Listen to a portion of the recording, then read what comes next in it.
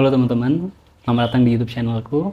Jadi ini adalah konten pertama yang aku buat untuk channel ini, dan aku ingin melakukan sesuatu yang mungkin bermanfaat pada tahun ini.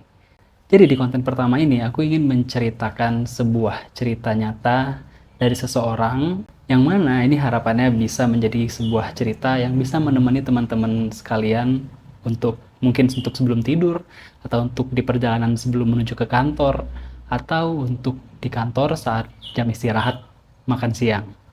So, mari kita mulai ceritanya.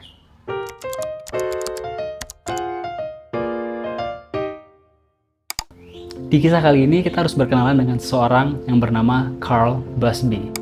Dan ia adalah salah satu tokoh utama dalam cerita ini.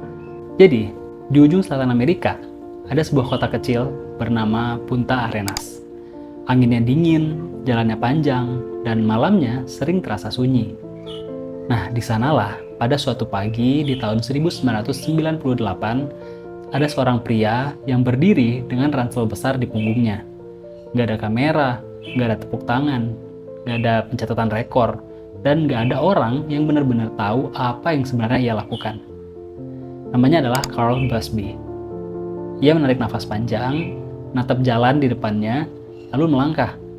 Bukan untuk sekedar berjalan-jalan, tapi untuk pulang ke rumah, namun dengan berjalan kaki mengelilingi dunia. Luar biasa, bukan? Hari pertama yang ia lalui itu terasa ringan, seperti euforia pada awal sebuah perjalanan. Kayak biasanya orang tuh kalau perjalanan atau lagi jalan kemana itu pasti euforianya tuh dapat banget ya, kayak seneng banget di awal-awal. Tapi perlahan, jarak mulai berbicara. Jalanan memanjang tanpa tanda, cuaca yang berubah tanpa peringatan, dan kesepian itu mulai muncul di sela-sela langkahnya. Ada hari ketika Carl itu berjalan berjam-jam tanpa melihat satupun orang ataupun satupun manusia. Gak ada suara mesin, gak ada percakapan, yang ada itu cuma langkah kakinya sendiri yang berulang. Tek, tek, tek, tek, tek, tek, tek, seperti itu. Itu seperti metronom yang pelan dan sabar. Nah, di saat seperti itu, pikirannya tuh mulai berkelana. Kayak tiba-tiba dia mikir tuh kayak, ngapain sih aku sebenarnya? Apa sih alasan aku memulai ini semua? Gitu. Perjalanan ini tentunya mengajarkan Carl bahwa tentunya dunia itu nggak seenteng yang dia kira, atau nggak selalu ramah lah ya ibaratnya tuh. Kayak ia bertemu dengan gurun yang panas, sehingga membuat air terasa lebih berharga dari apapun. Hutan yang lebat itu membuat arah terasa samar, seolah dunia itu sengaja menguji keyakinannya. Kadang ia harus tidur di tempat seadanya, dengan tubuh lelah dan pikiran yang kosong. Tapi justru di momen-momen itulah, Carl menemukan sesuatu yang jarang ia rasakan sebelumnya, yaitu keheningan yang utuh. Keheningan yang tidak menakutkan, tapi menenangkan. Keheningan yang membuatnya mendengar pikirannya sendiri dengan lebih jujur. Tahun demi tahun berlalu, dan perjalanan itu tidak pernah lurus. Tentunya ada hari-hari yang penuh keyakinan dan juga ada hari yang penuh keraguan.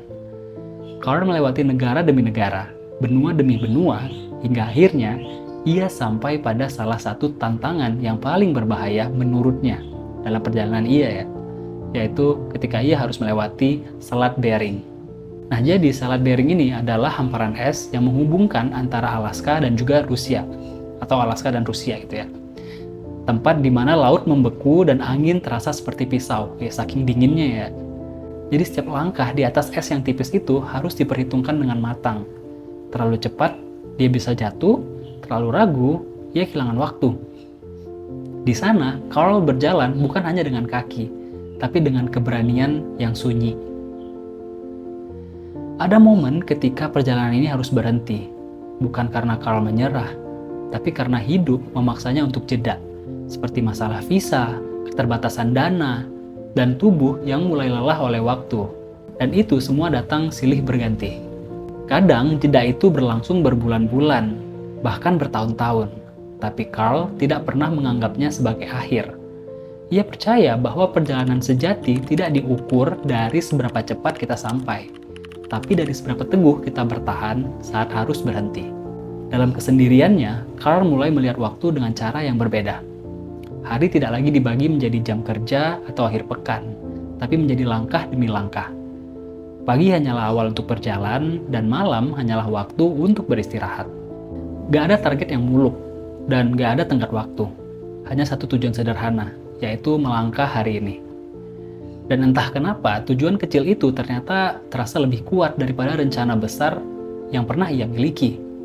Carl pernah mengatakan bahwa berjalan sejauh itu ternyata mengajarinya satu hal penting, yaitu kesabaran bukan tentang menunggu, tapi tentang bergerak meskipun itu pelan.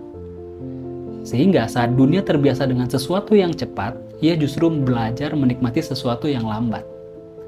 Ia belajar bahwa nggak apa lo sebenarnya tertinggal, nggak apa lo sebenarnya sendirian, selama ia jujur pada perjalanannya sendiri. Setiap langkah kecil menjadi bukti bahwa ia masih hidup dan masih memilih untuk maju. Nah, teman-teman, jadi sebenarnya kisah Carl ini bukan kisah tentang menaklukkan dunia atau gimana sih cara ia menaklukkan dunia dengan cara berjalan, tapi tentang berdamai dengannya. Tentang menerima bahwa perjalanan panjang itu akan selalu dipenuhi dengan jeda, ragu, rasa lelah, dan lain-lain. Tapi juga tentang keyakinan bahwa selama kita tidak berhenti sepenuhnya, kita nggak pernah benar-benar gagal.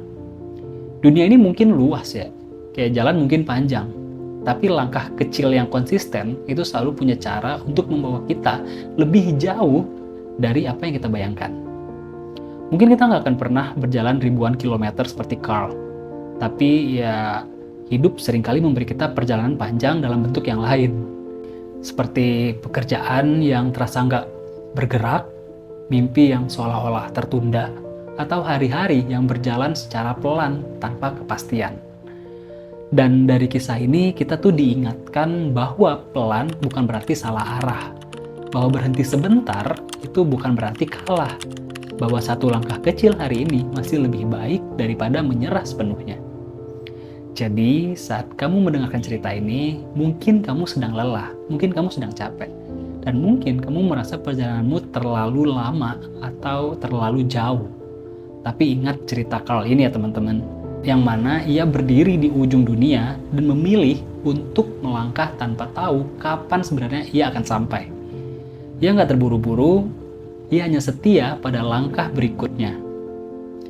Dan mungkin itulah satu-satunya hal yang perlu kita lakukan juga, yaitu melangkah pelan, menjaga niat, dan percaya bahwa selama kita masih bergerak, perjalanan ini masih punya harapan. So, apakah menurutmu kisah ini inspiring? Apakah kisah ini menurutmu boring? Maybe you can leave a comment, oke teman-teman. Jadi teman-teman, kalau kalian ada kisah-kisah menarik lainnya, mungkin kalian bisa coba tulis di kolom komentar. Siapa tahu ini bisa menjadi cerita selanjutnya. Dan untuk cerita hari ini, aku akhiri sampai di sini. Sampai jumpa di cerita selanjutnya. Bye-bye.